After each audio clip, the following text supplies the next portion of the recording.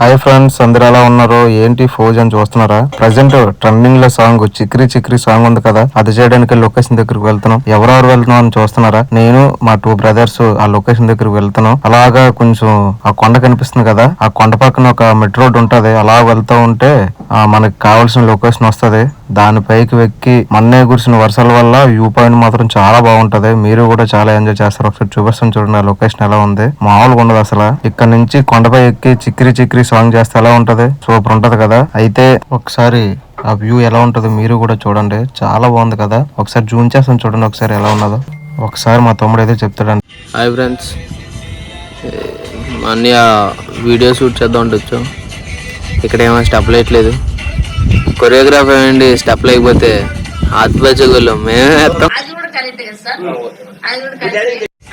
నవ్వుతున్నాడు చూసి.